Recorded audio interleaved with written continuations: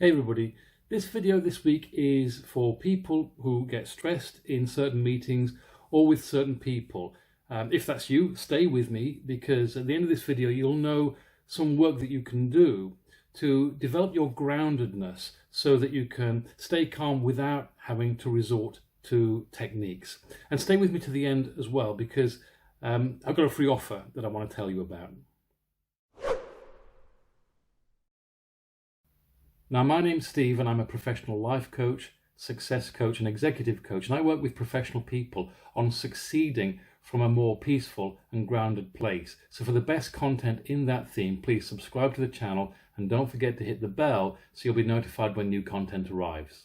Now, this is a follow-up to last week's video, which you can see here or here, not quite sure which, where I showed you how to build a stress shield. And I promised you that I would follow up on that with practices that enable you to achieve the same calmness but without having to use such techniques, because as I said in that video, what's even better than having a technique is not needing one. And the way to do that is to develop your groundedness. And I've not just seen the success of this with my clients, I've experienced it too in the coaching that I've received.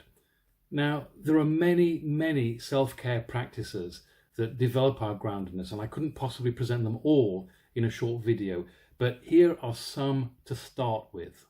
Now, number one is to experience it.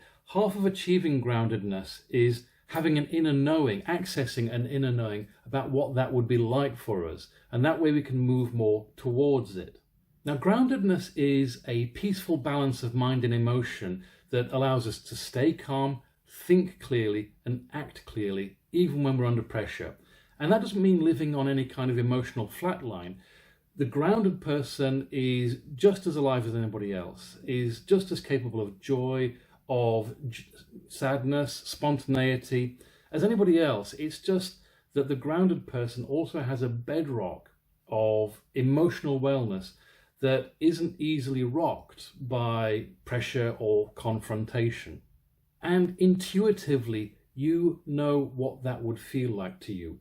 So this practice is to access that and to spend time with it. You might not experience it all the time at the moment. You might not even experience it much of the time. But if you think about it, you do know what that would feel like to you. So spend some time accessing that and learning from that. Number two is to meditate. One of the big differences between techniques and practices is that techniques like the stress shield I showed you last week give you a leg up. They give you a way of intervening in how you may be feeling or building a resource for the future. But they don't necessarily change your fundamental groundedness. Practices, as the word implies, take practice, they take time, but the payoff is groundedness. So spend some time each day meditating. Now, this doesn't have to be on a mat. It doesn't have to be in the lotus position. It can simply be closing our eyes, slowing our breathing, putting our attention on our breathing, and relaxing into an empty mental space. Don't try and think of something. Don't try to not think of something. Now, I often do this on the train or in an armchair at home late at night. It's easier than you might think to find time to be able to do this, and it is incredibly grounding and it is incredibly clarifying. By the way, what grounds you? What do you invest in your own groundedness that I haven't covered here? If you're okay with sharing it, then please leave it as a comment. I'd love to read it and I'll reply to as many comments as I can. Now, number three is to make conscious choices about how you want to be in each moment. That sounds simple, and it is. We spend most of our time not making conscious decisions about how we want to be. So we just go with whatever is a default pattern. And when we do make a conscious decision, I mean, seriously, try this. Try checking in with yourself regularly during the day and ask yourself, how do I want to be in this and the next moment? Choose consciously and act on that choice.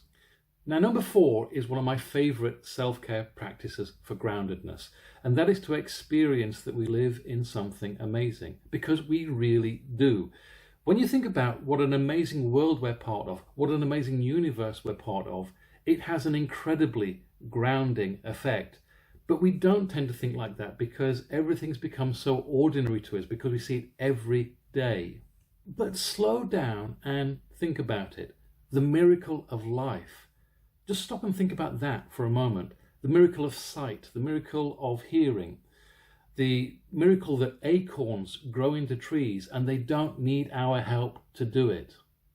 The bees pollinating flowers, the birds, the diversity of creatures that collaborate to create a nature that works, the awesome might of the weather, the human immune system.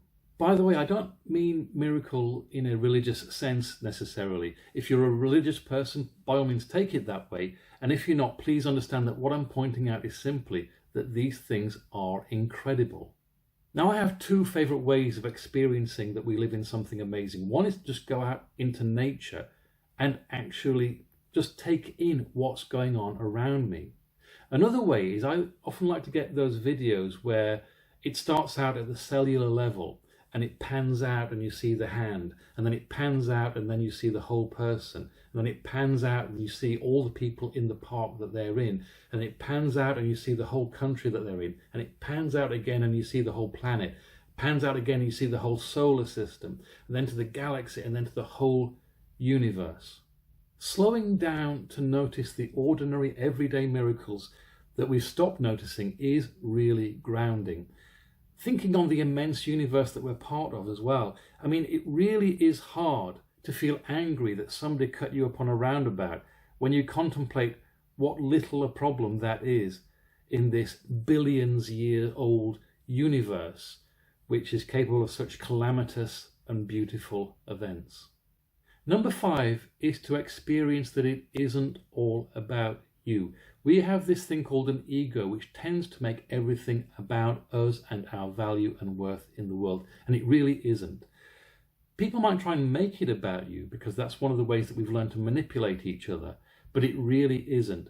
If you can experience that everything you're called upon to do is simply a problem to be solved, something that you can bring your energy to, your care, your creativity, and it isn't something that means anything about your value and worth in the world, then that is incredibly grounding. When we can show up and know that our value and worth in the world is not on the line, when it's not at stake, then we can be at our grounded best. Now, at the top of the video, I mentioned a freebie, and here it is. If you go down to the pinned comment below this video or the description, you will get a link from which you can get a free guide to managing stress in the moment and making better decisions under pressure. Please help yourself, and don't forget to like this video and subscribe to the channel.